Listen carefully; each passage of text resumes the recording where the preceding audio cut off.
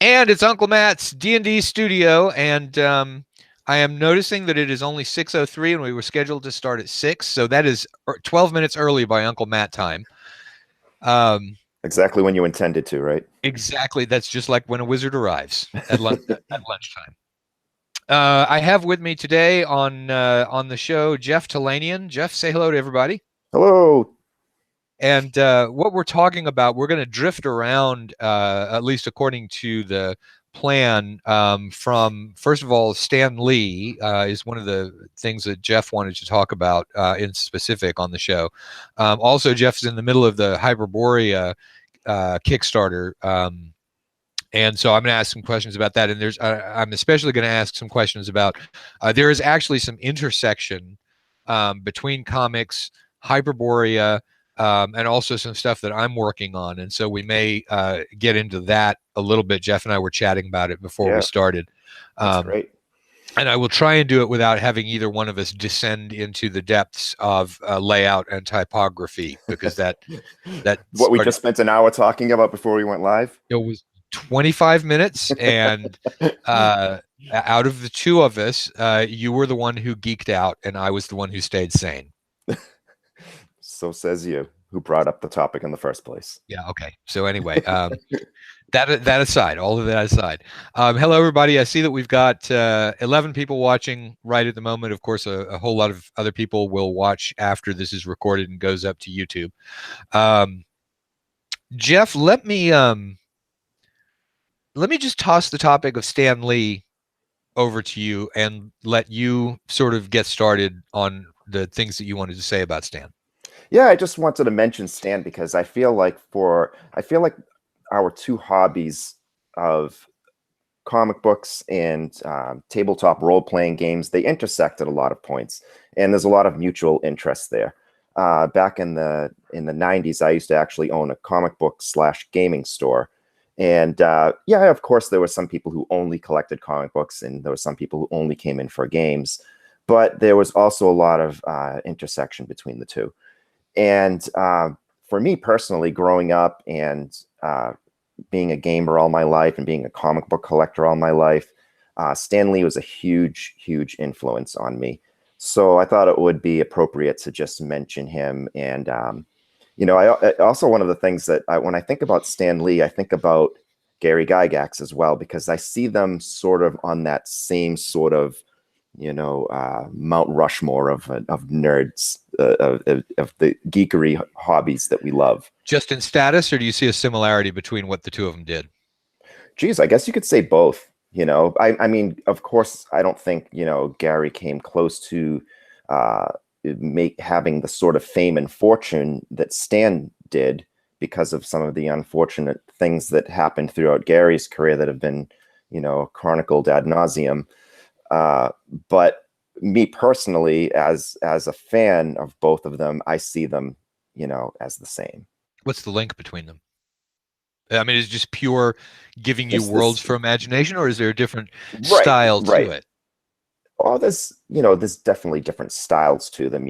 When you think of each of them, they were both brilliant creators. They were also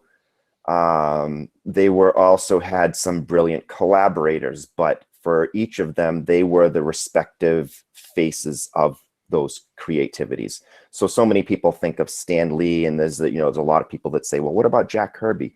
Of course, Jack Kirby was brilliant. He created so many of these iconic characters that Stan then developed through writing, or they co-created these characters together. And so you can also look at Gary Gygax and say that there is a similarity with him and Dave Arneson, and how that Gary was hugely influenced by Arneson's innovation that brought us Gary's more commercialized version of this role-playing form. Commercialized, I don't think meaning bad in that sense either, because it was just like taking it to a point where you can publish it. Yeah. Making it readable and stuff. Well, but that's sort of similar. I mean, that's comparing Stan Lee on a level of inventing the comic book, which he didn't do, obviously. No. Whereas with Gary, I think that who would you say that Gary collaborated with? I think he tended to be more of a lone wolf in a lot of ways, right? Or no? Oh, well, he definitely drew influence from, of course, like we mentioned, Arneson, Robert Kuntz, all the different innovators of the wargaming societies that he was part of in the late 60s and early 70s. I think that he drew a lot of influences from a lot of different people. And I also think that he drew a lot of literary influences from, outside of wargaming. When you talk about your Jack Vance's and Fritz Leiber and Robert E. Howard and Michael Moorcock and all the different authors that he sort of pulled from these different influences. I should interject here something that many people who are watching this, because a lot of the people who are watching this are either people who just generally watch the channel, or they're going to be fans of Astonishing Swordsmen and Sorcerers of Hyperborea, coming to watch the show because you mentioned. So what a lot of those two groups may not know is that you actually did some serious collaboration with Gary. Right. I had the luck, the good fortune to be selected by him to develop some Castle Zagig products that were supplements to the Igsburg city that he was using as the sort of base of operations for the greater Castle Zagig, which was basically Castle Greyhawk with the serial numbers filed off. Yep. And so through a lot of hard work and communication with Gary, I continued to develop more of those books. And over time, he asked me to co-author the main dungeon with him, which was a great honor. Sadly, we only got the first part of it out shortly after Gary's passing, but it was definitely one of the greatest delights of my life, and something that I'll always look back and cherish. And it's a great reminder every year to go to Lake Geneva to GaryCon and see all of Gary's children and all the people who are fans of Gary, and to see how his legacy is honored in such a tasteful and fun way. Because Gary said it many times over the years that if he was to be remembered for one thing, it was to be remembered as a guy who liked to make up games and play games. And that's what we do when we go to GaryCon and other conventions as well. But GaryCon is sort of like, the mecca of for old school role playing games. Yep. And so I brought it up obviously because when you're talking about the comparisons between Stan Lee and Gary Gygax, at least on the Gygax side, you're somebody who really knows what you're talking about in terms of how he did the work. And you're also, you run a comic book store. You're a comic book nut as well. So yeah. And if I could share one brief Stan Lee story, if you don't mind. You didn't know Stan Lee personally too, did you? I met him once. And it's the funny story is more about my friend than me. No, so by all means, share on. Let's hear. So around 1995, I had the pleasure of meeting Stan at a retailers convention. So smaller scale than what you would see for a normal comic book convention, because it was basically retailer invites only. It was the Diamond comic distribution sort of get together, in which retailers meet with publishers and stuff like that. So Stan Lee was a guest of honor at one of these. So I got in this really long line with my buddy Jimmy to get Stan Lee's autograph. And so we're talking to other people along the way, and I have one of my most cherished Stan Lee comic books with me to get signed. Finally, we get to the line, and I ask Stan if he can sign this comic book for me, and he's like, "Yeah, absolutely." And we chatted a little bit, and he signed this book here. You can see his autograph. It's Stan Lee. Oh yeah. Silver Surfer #1. Silver Surfer being one of my favorite comic book characters. And so my buddy Jimmy, I didn't realize this at the time. I guess it never came up. He didn't have anything to get signed by Stan. And then at the last second, he was like, "I have to get Stan Lee's autograph. I'm in this line." So he picked up a cocktail napkin off the table and said, "Will you sign this cocktail napkin for me?" And Stan was looking at him in this funniest look and said, he was like, "Well, what do you want me to do?" And my buddy Jimmy said, "Well, how about if you write 'Nuff said' And Stan was like, "Enough said." And Jimmy was like, "Yeah, enough said." And he was like, Stan Lee was cracking up. He thought it was the funniest thing in the world. He was like, "Yep, enough said," because one of his favorite sayings. Oh yeah, yeah. So he wrote "enough said" on this cocktail napkin and signed it, and that was my buddy Jimmy's prize. So yeah, it was a you know, I of course I didn't know Stan, but it was a pleasure to get to meet him once. Mm-hmm. So one of the other things, just to keep bouncing around in the whole Gygax Stan Lee Sure. sort of area that we're talking about. So we talked about how each of them, collaborate. Now I'm by no means a comic book expert, and so you hear a lot of people talking about Stan Lee. What did he do by comparison to other people like Kirby? What was his role in all of that sort of brought him up to that pinnacle that was there? So in my estimation, Stan was an innovator in the sense that he kind of broke the mold of comic books being childlike, and he created these different characters and gave them almost like, you know, it's kind of funny. You can bring it back to D&D again when you talk about archetypes, and you know how in D&D you have classes that perform like archetypes, fighters and magic users and clerics and things like that. Well, Stan had his different types of archetype characters himself that he would employ in these different comic books.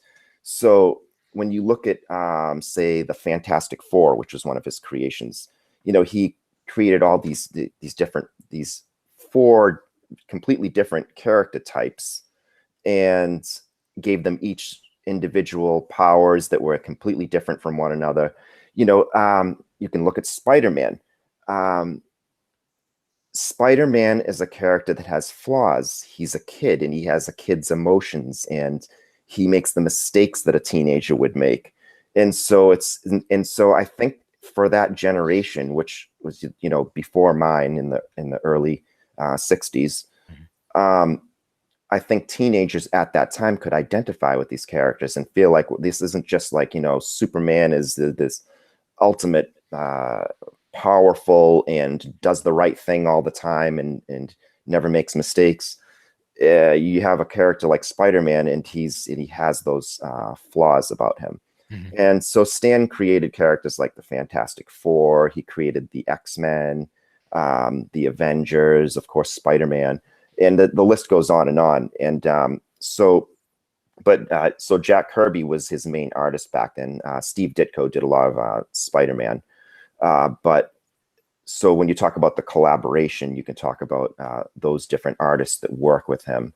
But Stan was the main writer in those early days and here's where the paths sort of converge again, until Stan was sort of started to get more into the Hollywood side of things and the cartoon development, and basically around the same time that Gary was for the D&D cartoon.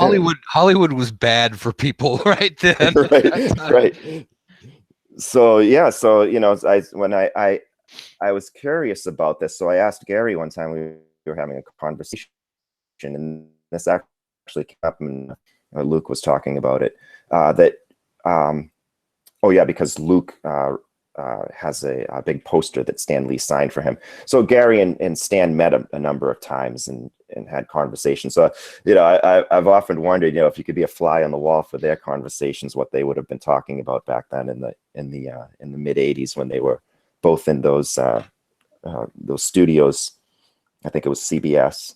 Mm-hmm. So yeah, so it's just as a really cool part of the two hobbies and their histories and how they sort of, you know, intertwine together.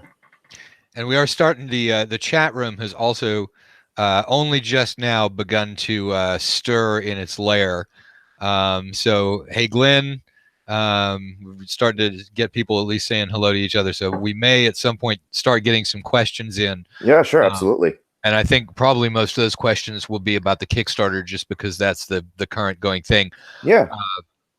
That's in front of people's minds. And so let's actually turn to the Kickstarter a little bit. And people know I do shows a lot of the time when people have Kickstarters that go on.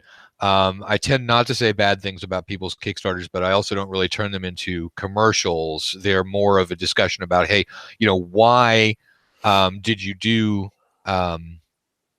this particular Kickstarter, and then it sort of teases out people's philosophies about gaming, because if you're going to do a Kickstarter, you've got a reason for doing it. There's some sort of passion going on there, that we can elucidate. And so that's what I want to talk about when we're talking about Hyperborea. And so let me just go ahead with what is probably the absolute fundamental question. In your case, what was that particular passion about gaming that led to needing to do Hyperborea? Or in other words, why did you do Hyperborea?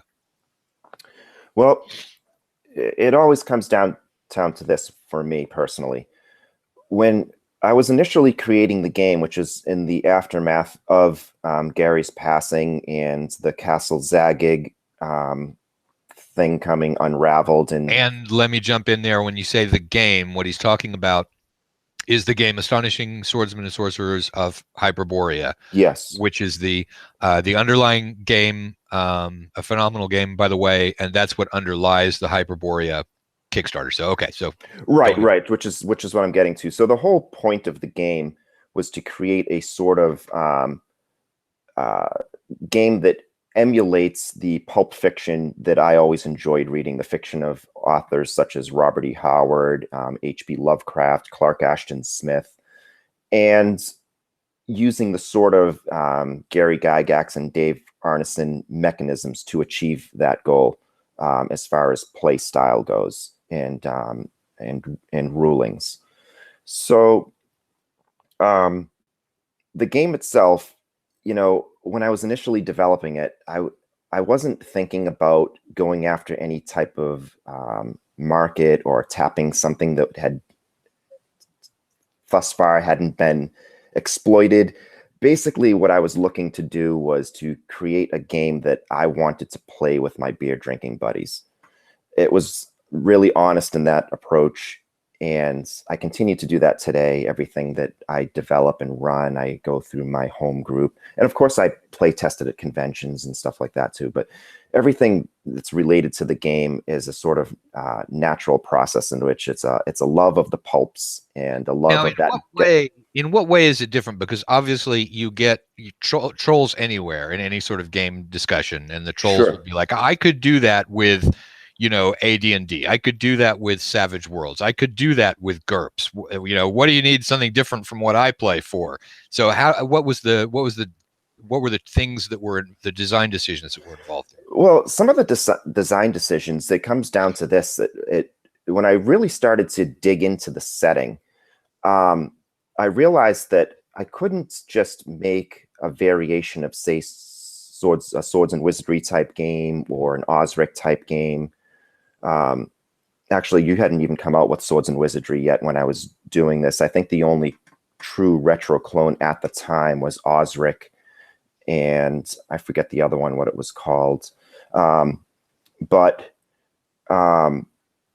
basically what happened was, you could say, I would have had to keep house ruling and house ruling and house ruling to achieve the ends that I wanted to achieve, to have that pulp fiction feel. So every class in the game goes through this sort of sword and sorcery filter. Every monster, magic items are rewritten in such a way to sort of evoke that pulp feeling. And so the rules may seem similar to you. The rules may play very similar to, say, a game from the late 70s and early 80s, but it's the themes and the style that make it different. And also so with that in mind, there are no hobbits, there are no elves.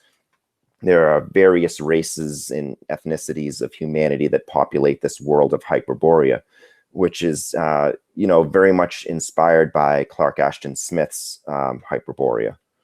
So it's basically taking the game that we all know and love and looking at it through a different lens.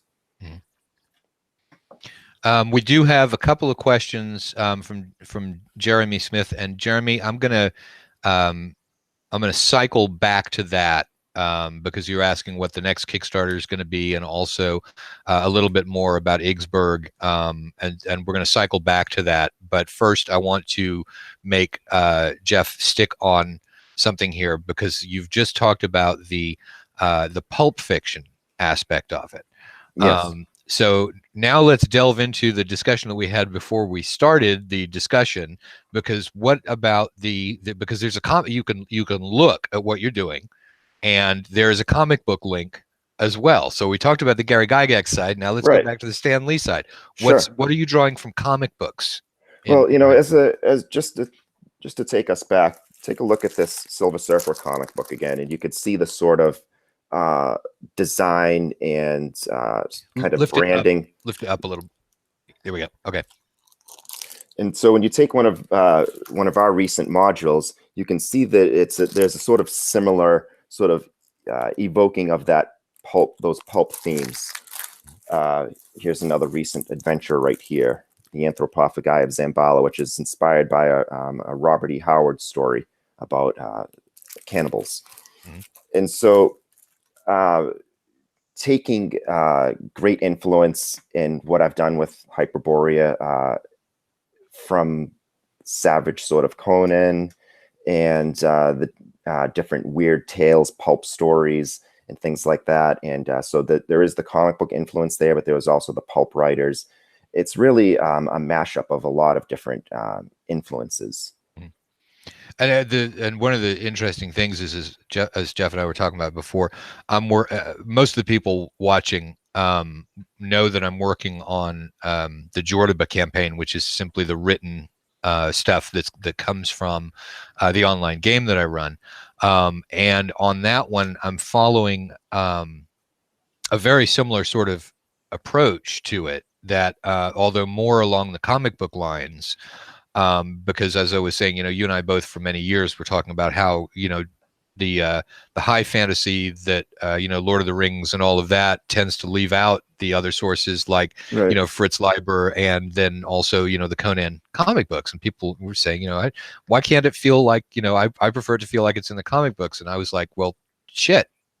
If I wanted to feel like the comics, let's make it look that way too. So, I've got, there is, like I was saying, we're on some parallel artistic courses, although you were there way ahead of the time that I was in terms of.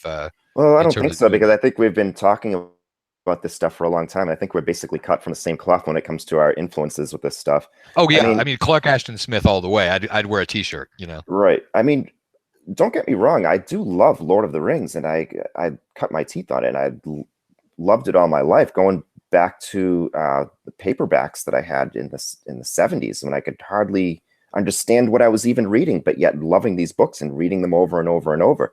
And then the Ralph Bakshi animated film came out, and then the Rankin Bass cartoons came out. I mean, we all loved that stuff.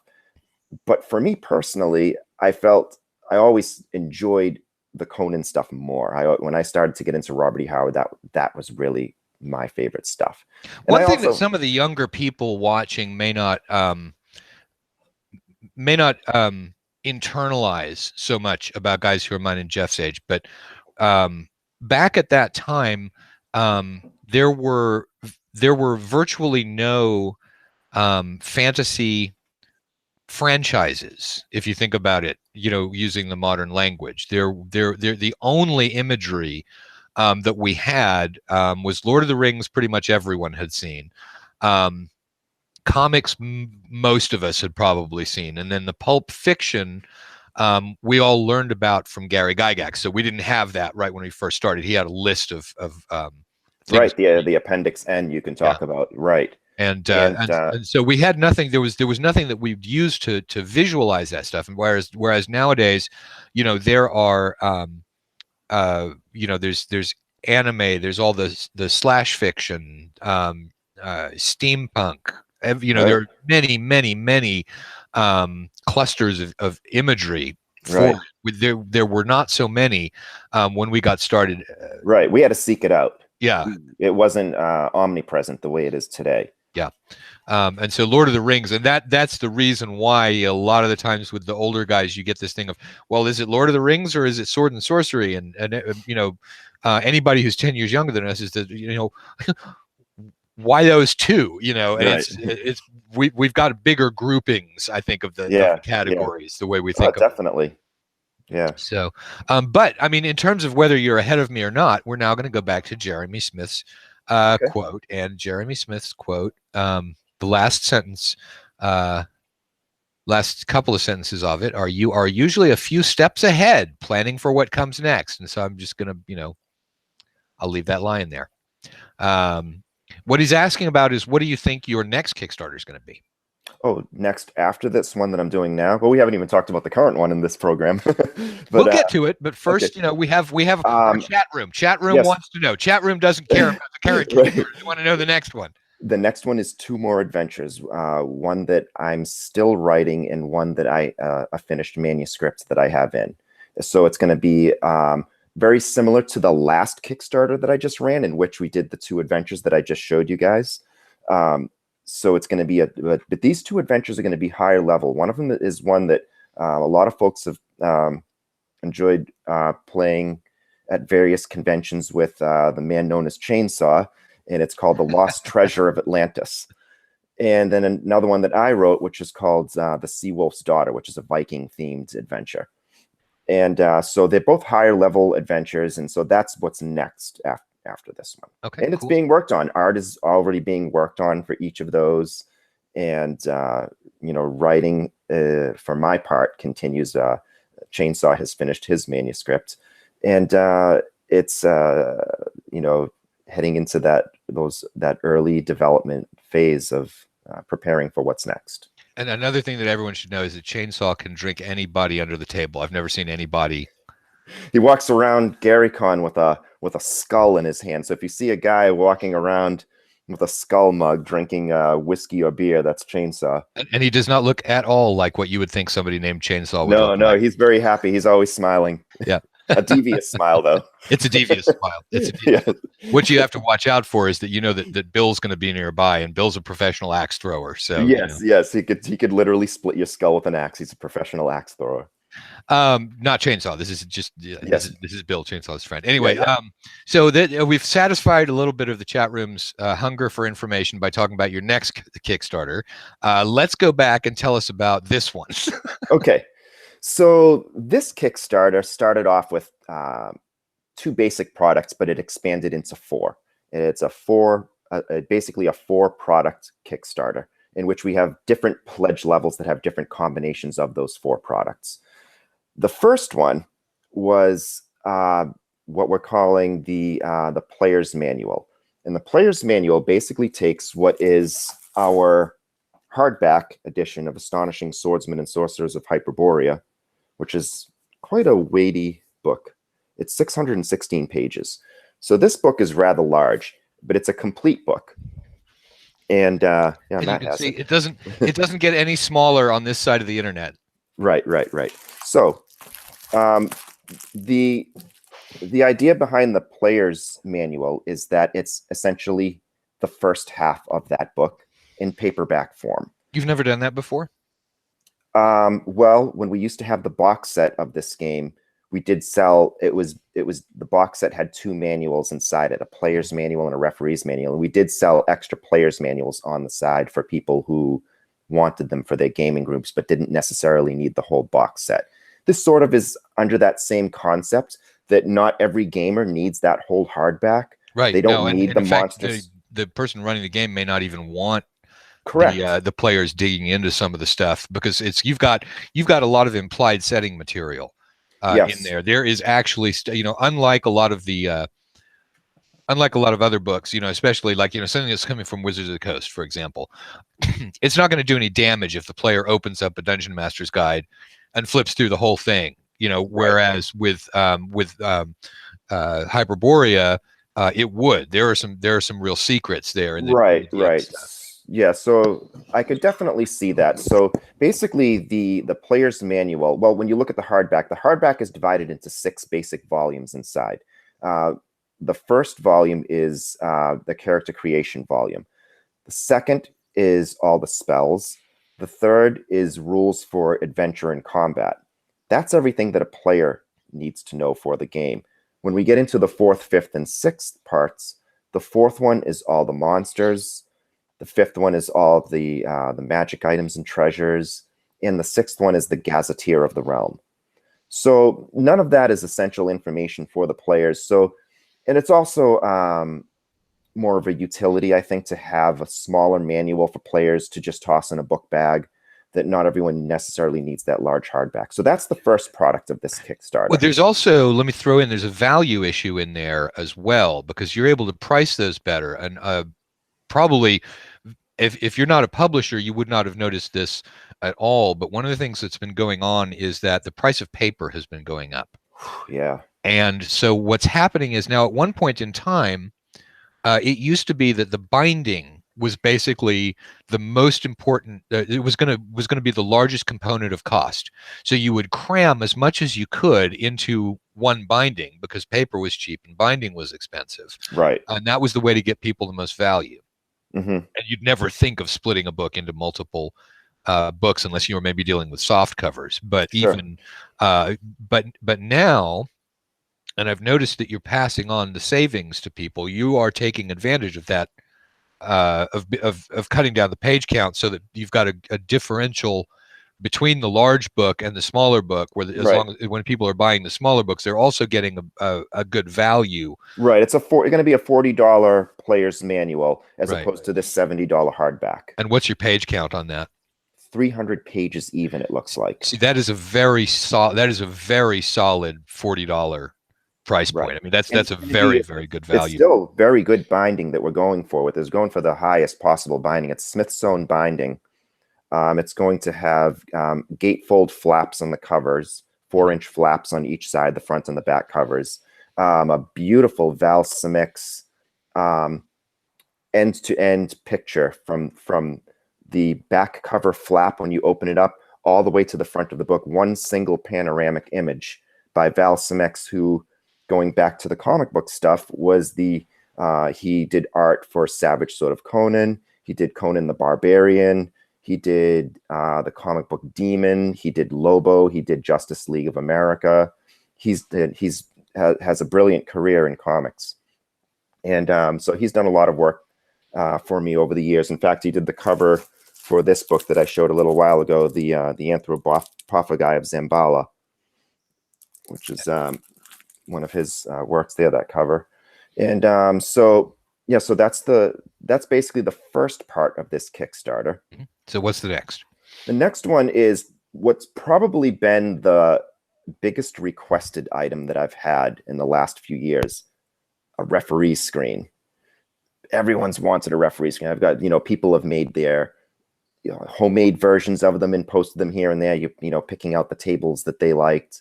And which is great, because, to me, it's a great honor when I see that people enjoy the game so much that they want to build these things themselves because they're playing the game. So they're doing what Uncle Matt tells us to do: play the hell out of the thing, right? Imagine the hell out of it. Imagine the hell out. I got it wrong. You can play the hell out of it, but that's phase 2. First, you got to imagine the hell out of it. I tried, Matt. I tried. I got it wrong. I'll send you notes next time. Okay. So anyway, basically this is a single panoramic image on one side by Diogo Nogueira, who is a Brazilian artist. He does great work. You can find him on most social media. He does a lot of his own roles, also freelances, and does some great work. I did not know that Diogo is an artist. I'm Facebook friends with him and we talk all the time. Oh yes, you should check out his stuff. He's great. So he's done basically what he's done. So we're doing a landscape referee screen that measures 8.5 inches tall. So it's a shorter screen, but it's 44 inches wide. So on one side, we have a single panoramic image of Hyperborea, and you can find that on the Kickstarter page. And then on the flip side, we have about 32 different tables. So what we did was we have a forum for the Astonishing Swordsmen and Sorcerers of Hyperborea. And at that forum, I asked people, hey, what tables are you using the most in this game? What tables would you like to see on a referee screen? And so I got a lot of great input from various corners of the world and stuff that they wanted to see, and a few surprises. So it's a jigsaw puzzle putting together the inside of a referee screen, figuring out what tables will fit where. Yeah, you can't put them sequentially. You can't put them in the order that they appear in the book because it's just not going to work unless you have a ton of art, but then you can have less tables. Anyway, so that's the second part of this Kickstarter, a referee screen it's going to be on a nice thick cardboard, and a color on one side. So you abandoned the carved stone slab plan you originally had to go with the campaign setting. Yeah, it was the shipping, the overseas shipping for the stone slabs that killed me. That'll get you. Also, all the ships, kept disappearing with tentacles pulling them down for the engraved. Yeah, I hate when that happens.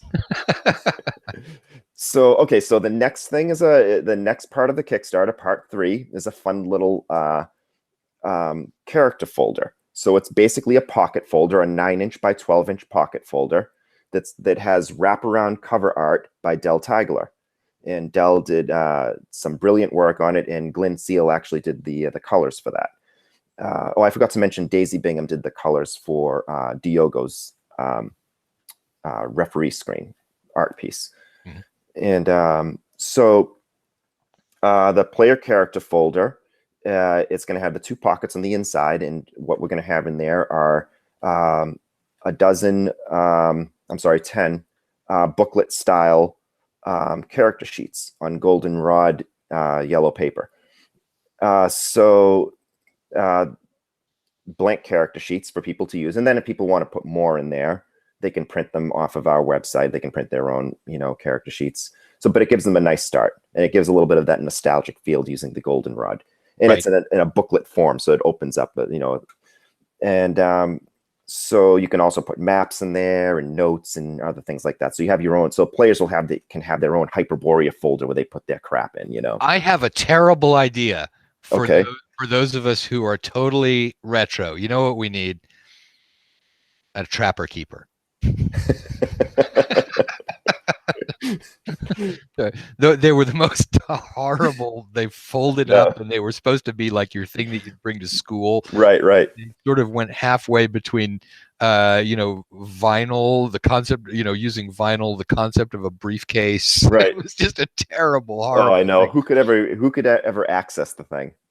Oh my God. That's I had awful. to throw that in there because I thought of it, and sometimes I just think of things and say them. Right.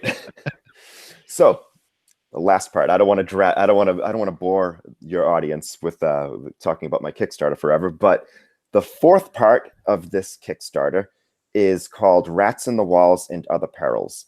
Now, Rats in the Walls was originally an adventure that we made as a bag stuffer. I think it was in Gary Con 6. It was a mini module that was given away to, I think, the first, oh gosh, I don't remember the number. I want to say 150 customers that got swag bags at the con. And so we did a print run of the book after the con, but it sold out in short order. And we've been selling the PDF for years, but it's been one of our biggest requested items. When are you going to bring Rats in the Walls back in print? So we're bringing that back in print, but what we've done is we've expanded that adventure, light expansion. It's really the same adventure, but what we've done is we've added 2 more mini adventures to go with it, turning it into a full-size module. One is called The Lamia's Heart, which is one that I wrote. And the other is called The Brazen Bull, which was written by the aforementioned Chainsaw. And so 3 low-level adventures that all take place in the city-state of Cromarium, which is basically the hub of Hyperborea, with a sort of a melting pot of, it's a seedy, sort of dismal, almost like a Lankmar sort of city type of setting. But it's, it also has these, sort of, you could say, Michael Moorcock feel to it. It has these spiral towers that have been abandoned for centuries. And is that the city? Is Pete Mullen did a black and white picture that you've got up on the Kickstarter? Yes. There. Yes. And is that of that city? That's correct. I'm gonna have to kill you and take that piece of art because you know, because my big city is Jordan, which is which is more of a North African concept, Okay. but that picture just nails. Yeah, he did another one too. There's a second one that he did. It's a two-parter. One is in a tavern, and one is that one there that you saw. Of the city. And you could see in the background of the picture that you're referring to that there's the Eye of Sathagwa there in the background, which is the prominent deity that's worshipped. It's over the gate. Yes. Of the city. I thought that was so cool. I hate it when people do stuff better than I think of. It's beautiful, but yeah, I mean, what a great concept. An eye.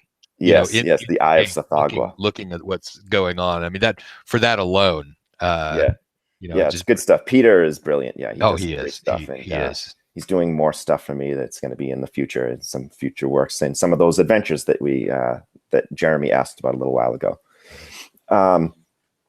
So Rats in the Walls, and that's why it's now called Rats in the Walls and Other Perils, because it has 2 more adventures, all within the pages of one book.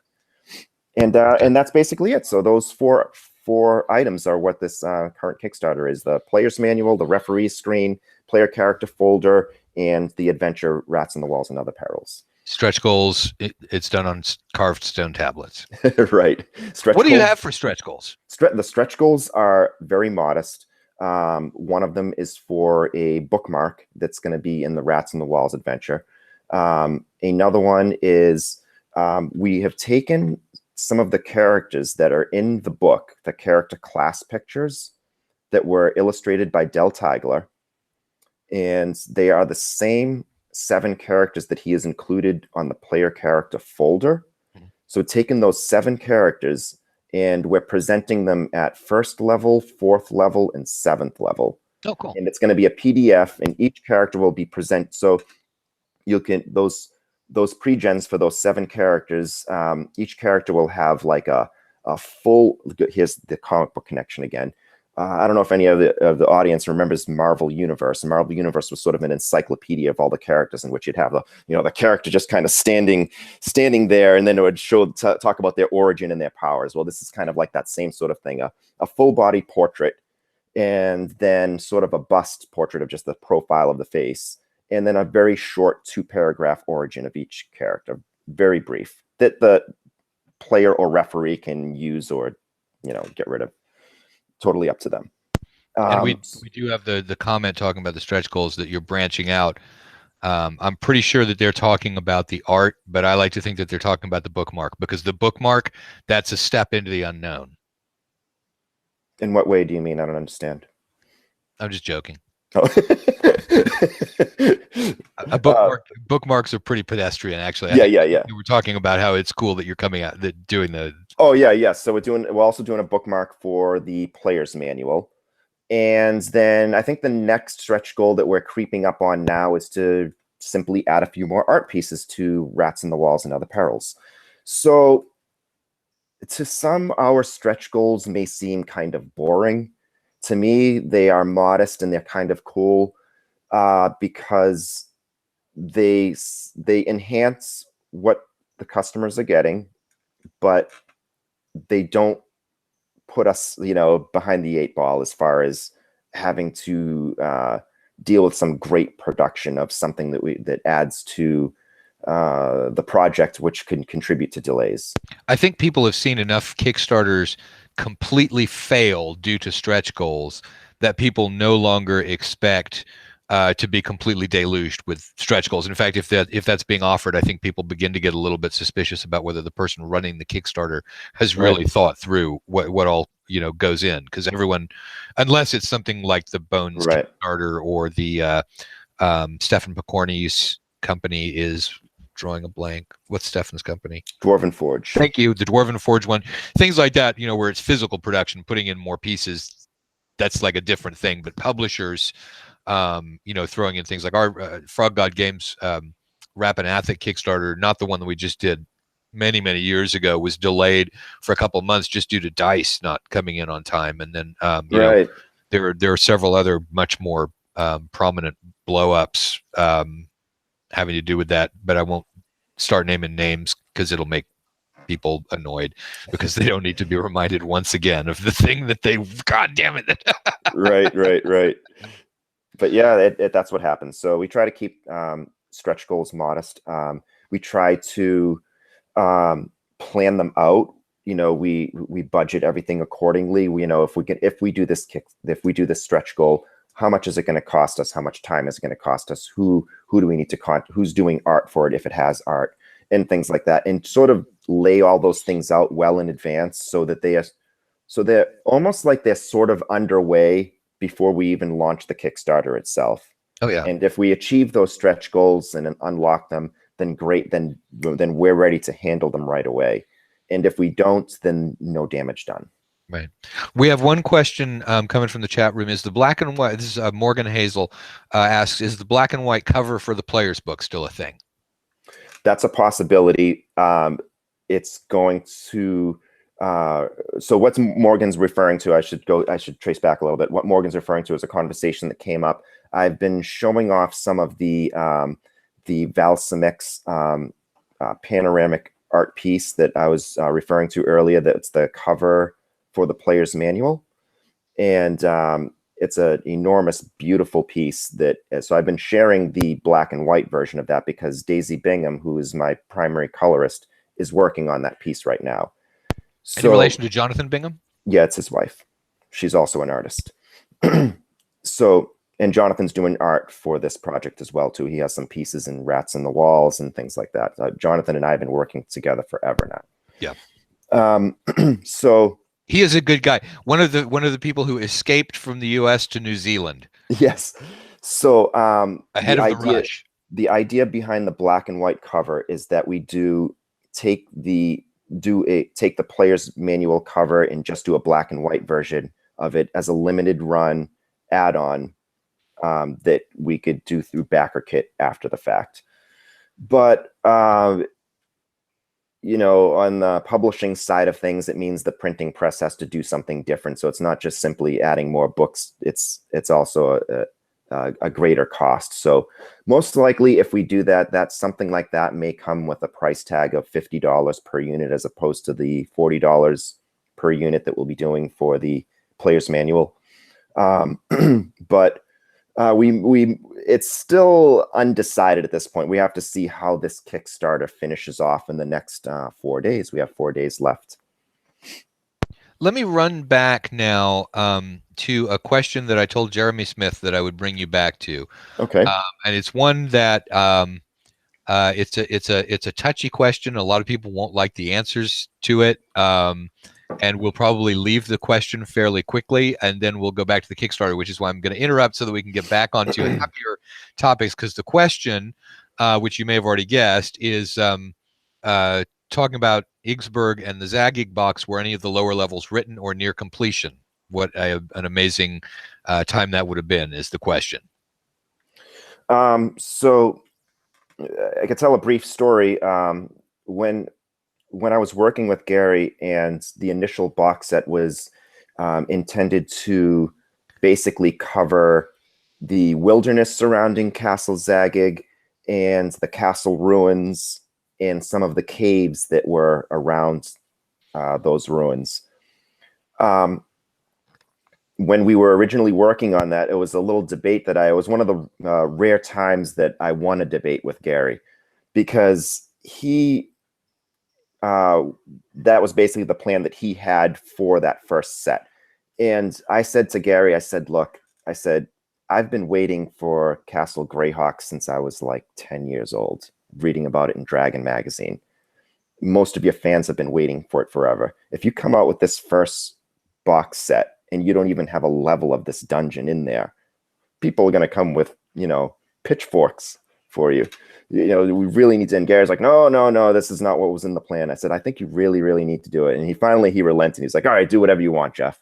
So, so we put the first level of the dungeon in that set, and thank God we did, because if we hadn't, it would. There would be nothing. There would be nothing. Yeah, it would be. I mean, it's still great, all the wilderness and stuff building up, but most of that wilderness and castle ruins, those were latter year developments for Gary.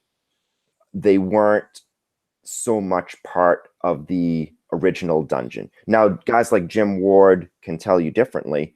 They can talk about when their characters back in the 70s would explore some of that upper surface area and had adventures there. But it was nothing that was ever really formalized with Gary. So getting back to the question, yes, there was a lot of initial development. There had to be, because there were so many interconnections between the first level of that dungeon going all the way down to, I want to say, the 6th level, and not so much below, but there are a lot of subtle connections. I can't talk about those connections, what they precisely were, but to answer the question, yes, there was a lot of development, but that's in the past now, and it's whatever happens with it, I have no clue. And guess so that I'm the one that gets a little more specific on that. The reason was that all of that material was licensed by Troll Lord Games from Gary, and then when he died, his widow pulled their license to publish anything else under that, and that included cutting off work that had already begun but had not been published yet. And That's so correct. that is the event that caused that setting to basically go away, and that is the reason why Jeff has actually done a lot of work that is probably never going to see the light of day, because the license is there. Exactly. Yeah, I have probably over 100,000 words of material that will never see the light of day. So anyway, so that was why I had the warning lead in there about no, that's all right. That's all water under the bridge. Yeah, no one's gonna like hearing what we're gonna say, and then we're gonna answer the question and then move on back to the Kickstarter. I'm never allowed to get into specifics about it, but as far as I'm concerned, it's water under the bridge. Gary's widow has the right to do whatever she wants because it's her property now. So if she doesn't want his legacy materials published, then that's her prerogative. Yeah. All right. So now we go back to the Hyperborea Kickstarter. Okay. We talked about the stretch goals. We talked about the different parts of it. What I want to, just as a sort of a last thing about it, talk a little bit about the flavor, the sort of Clark Ashton Smith and other flavor that goes into it for those who, I really hope everyone watching the channel has read some Clark Ashton Smith. Yeah, he seems to be, out of what I consider to be the big three, the least read among them. And that's not really anybody's fault per se. It's just other than the fact that his books and materials are not so easily found. Now, I believe that most of them are published on a website. I think it's called Eldritch Dark or something like that. I forget what the name of the site is, but it has most of his works on there. Well, also, it's Arkham Press, right? I don't have a long cable. I'm trying to get over my bookshelf and I can't make it. I'm like a dog straying at the end of a leash. I have a set of them myself. Nightshade, I believe it was, that did I don't know if Arkham did them originally. I think Arkham did do some of his stuff. I've got like the Averonia. So I know I've got selections from all three, because Clark Ashton Smith did sort of 3 different frameworks for sword and sorcery. One of them was the Zothique. One Hyperborea, Averonia, and then Averonia, however you pronounce it. It's not actually. Apparently, he spoke Poseidonus. That was another one. Isn't that with the Zothique? I thought Zothique was. Oh, okay. No. Well, that's one I didn't even know about. Yeah, and then there are tons and tons of Clark Ashton Smith short stories that are not part of those cycles. Mm-hmm. And we just had Shay did a complete collection. I'm looking over my screen here on the chat room, which suddenly went wild with Clark Ashton Smith. I have the Beholders here. How's it going? He says Kindle Unlimited has them. He was able to get a Clark Ashton Smith omnibus from the library a few months ago to read through. Oh, nice. So, now no one has an excuse anymore. So get out there and read, kids. Sorry, EOTB. I came so close to saying your real name on the air.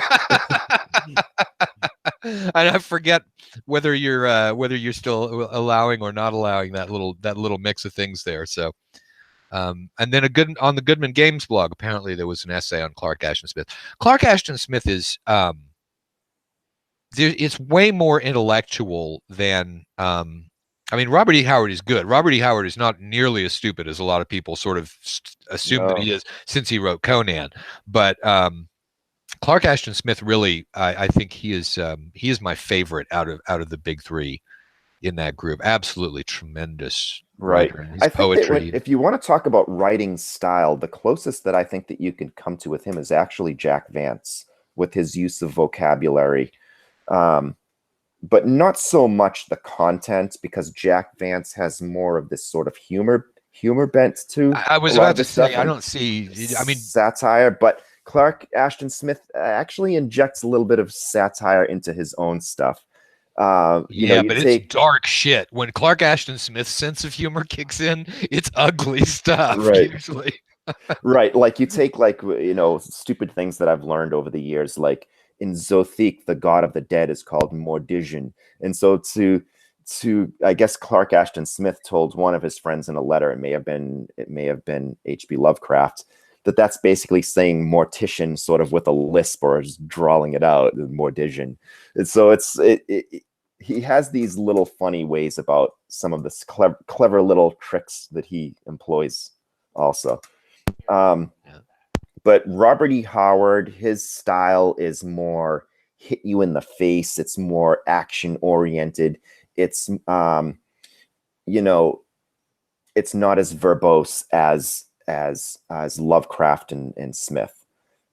So in that sense, I think that you could say both Robert and Clark were consummate world builders. They were always building these empires that in only a few pages you could learn about the rise and fall of these great empires and their works. And now, see, that's where I would put Vance together with Clark Ashton Smith, because if you look at like Robert E. Howard, he drew a map, of the shifted continents. He had all of the things, and whereas Clark Ashton Smith, you say he's a world builder, but he's not. There's a couple of pages here, a few pages there. You're seeing bits and flashes and pieces. Right. He gives you a glimpse of different people, different times and different places that populate these things. And I wonder if his notes sort of organize that all, or if he just has it sort of collated in his own head. Yeah, but that's what Vance does too. If you look at it, Vance, he can create. I mean, when you look at his short stories and things, the man wrote world after world after world with the science fiction stuff, each of one which was fascinating and unique and made internal sense and was wild. And he was just like this.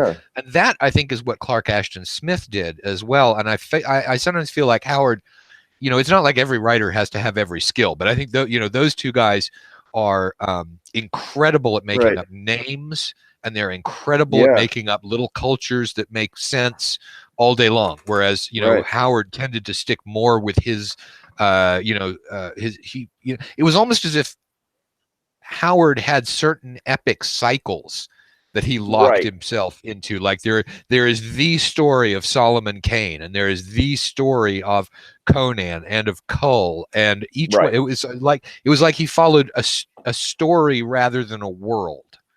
Right. I understand what you're saying. But there were also these, great cultural migrations and falls of empires and lost races, and he was very much into sort of making analogs through his fiction of real world histories that he was reading about in libraries that he would travel to New Orleans just to peruse the library there, because he lived in a small town in Texas, and sometimes the only time you can get new stuff was to travel far away to read stuff, or unless a friend sent him a book in the mail. But because it was all pre-internet. Right. Exactly. All right. Well, let's having circled back to the great authors of Sword and Sorcery, and we've been on for almost exactly an hour, isn't it? So let's go ahead and start wrapping up the show. Do you have anything else that you want to touch on right at this point, especially about the Kickstarter. Everybody go pledge to the Kickstarter. I'll say it so that you don't have to. Thank you. Well, that's, it's kind of where it's the basket where all my eggs are right now. It's, running this Kickstarter is been great. It was great to see it achieve its goal in short time. And, just like all Kickstarters, they has that middle sort of doldrums that you hit where it just like sits there flat for several days right in the middle. And then it gets that excitement at the end. And I think that's where we're heading into now, is that final stretch as we head into the last 3 days. So I guess I would say that, if you're a fan of the game and you're running the game, I think this referee screen is going to be a great utility for you.